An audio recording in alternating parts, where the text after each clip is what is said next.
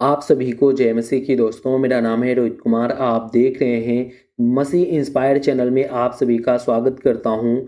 दोस्तों, आप सभी लोगों के बीच में लेके आ चुका हूं प्रार्थना करते समय ये 3 बातें भूल कर भी कभी ना बोलना।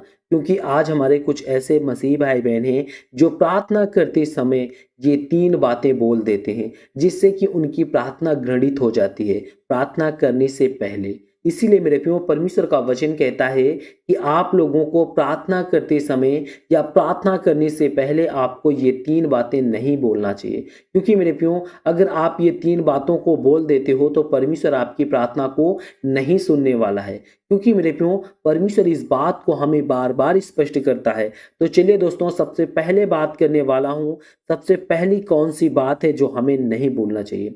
यहाँ पे परमेश्वर का वचन कहता है, परमेश्वर अगर तू मेरी प्रार्थना का उत्तर नहीं देगा तो मैं तुझसे बात नहीं करूंगा।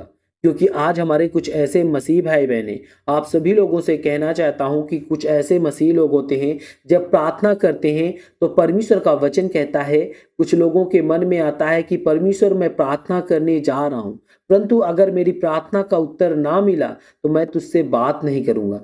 परमेश्वर कहता है कि तुम मुझे धमकी देते हो। और धमकी देने वाले व्यक्ति को परमेश्वर कहता है कि मैं उनकी प्रार्थना और विनती को नहीं सुनता हूं। यहाँ पे परमेश्वर का वचन कहता है, प्रार्थना में कभी भी हमें भगवान को धमकी नहीं देनी चाहिए। बाइबल हमें सिखाया गया है कि हमें परमेश्वर पर पूरा विश्वास रखना चाहिए और उसी उसी पूरी श्रद्धा से और मानता देनी चाहिए। चाहे परमेश्वर कहता है, चाहे उसका उत्तर तुम्हें परंतु या जिस रूप में हमें चाहते हो वो रूप में ना मिले। आज हमारे कुछ ऐसे मसीह भाई बहन हैं जिनके जीवन में प्रार्थना करने से पहले परमेश्वर को धमकी देते हैं। तो उनको परमेश्वर इस बात को कहता है कि आप अपने जीवन में, परमेश्वर कहता है, आपको हमेशा पूरा विश्वास रखना चाहिए और पूरी श्रद्धा और मान्यता देनी चाहिए। और चाहे आपके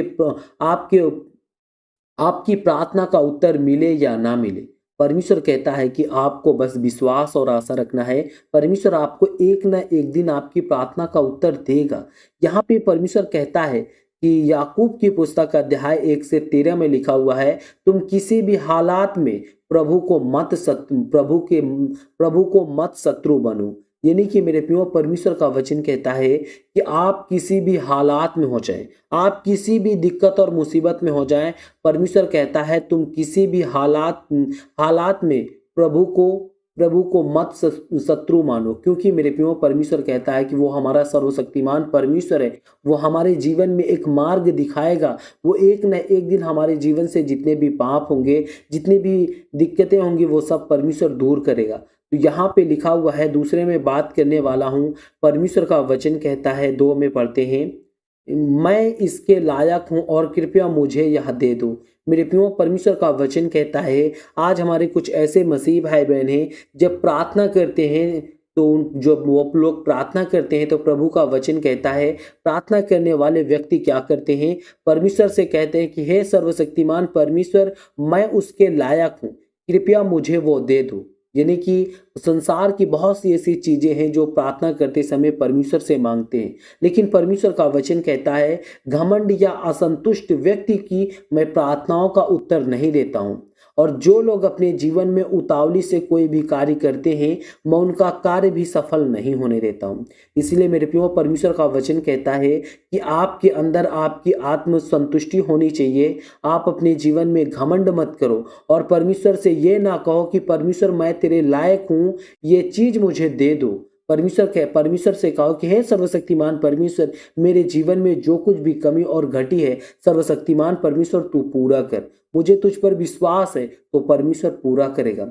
यहाँ पे परमेश्वर का वचन कहता है, प्रार्थना में यह कहना कि हम किसी भी आशीर्वाद के लायक हैं। और हमारी आत्मनिर्भरता और घमंड को दर्शाता है कि जो बाइबल के अनुसार गलत है, वह बाइबल हमें यह सिखाती है कि हमें परमेश्वर की कृपा से होता है और ना कि हमारे अच्छे कर्मों या किसी तरह के अधिकार से। मेरे प्रियो, परमेश्वर का वचन कहता है कि हम अपने जीवन में कुछ भी पाते हैं या हमारे जीवन में कोई भी मकसद पूर्ण होता है तो परमेश्वर कहता है कि वो तुम्हारे किस्मत से और ना ही तुम्हारी कोई भी चीज से, परमेश्वर कहता है कि ना ही तुम्हारे अच्छे कर्मों से। परमेश्वर कहता है कि वो आपके परमेश्वर कहता है कि मैं आपकी कृपा से, मैं आपके जीवन में जो कुछ भी करता हूँ कृपा से करता हूँ।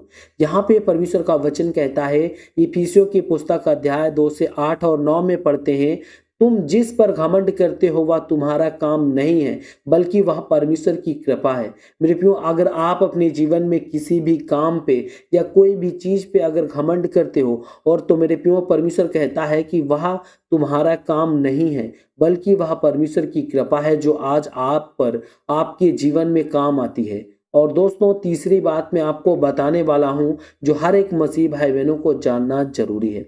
यहाँ पे लिखा हुआ है, यह मेरी इच्छा है कि तुम मुझे वही चाहिए। परमेश्वर का वचन कहता है, जितने आज हमारे मसीह भाई बहन हैं, परमेश्वर कहता है कि यह मेरी, कुछ आज हमारे मसीह लोग अपने जीवन में क्या कहते हैं, परमेश्वर से कहते हैं, यह मेरी इच्छा है कि, और मुझे वही चाहिए। यानी कि कुछ मसीह लोग होते हैं जो अपने जीवन में परमेश्वर से मांगते हैं तो कहते हैं कि हे सर्वशक्तिमान परमेश्वर, तू मुझे वही दे जो मैं चाहता हूँ। तो यहाँ पे परमेश्वर कहता है, ईश्वर यानी परमेश्वर की इच्छा का इनकार करना, यानी कि परमेश्वर का आप लोग अपमान करना। अगर मेरे प्रियो परमेश्वर के हर एक कहने को, आप परमेश्वर के बताए हुए मार्ग को इनकार कर देंगे तो आप परमेश्वर का अनादर करते हैं। परमेश्वर का वचन यहाँ पे कहता है, प्रार्थना में कभी भी अपनी इच्छाओं को परमेश्वर की इच्छाओं के ऊपर नहीं रखना चाहिए, बल्कि बाइबल यह सिखाती है कि हमें परमेश्वर की इच्छा को स्वीकार करना चाहिए, क्योंकि उसकी योजना हमारी योजनाओं से बेहतर होती है। प्रार्थना यह कहना है कि हमारे केवल वही चाहता है जो हम चाहते हैं, और परमेश्वर कहता है कि हमें ईश्वर के मार्गदर्शन से दूर कर सकता है। इसलिए जितने मेरे मसीह भाई बहन हैं, आप सभी लोगों से कहना चाहता हूं कि परमेश्वर का वचन कहता है, परमेश्वर इस बात को कहता है, परमेश्वर कहता है कि हमें परमेश्वर की इच्छा को स्वीकार करना चाहिए, क्योंकि उसकी योजना हमारे से लाख गुना बेहतर होती है। जो हम अभी भविष्य के लिए सोचते हैं, वो हमारे आने वाले ना जाने कितनी पीढ़ियों के लिए सोचता है परमेश्वर। परमेश्वर कहता है, इसलिए मेरी योजनाओं को आप लोग फेल मत करो, मेरे योजनाओं को इनकार मत करो। मैंने जो तुम्हें दिया है वो बहुत ही सोच और समझ के दिया है। इसलिए जितने मेरे मसीह भाई बहन हैं, आप सभी को जय मसीह की दोस्तों। God bless you all of you, आमीन। नेक्स्ट वीडियो मिलता हूँ दोस्तों।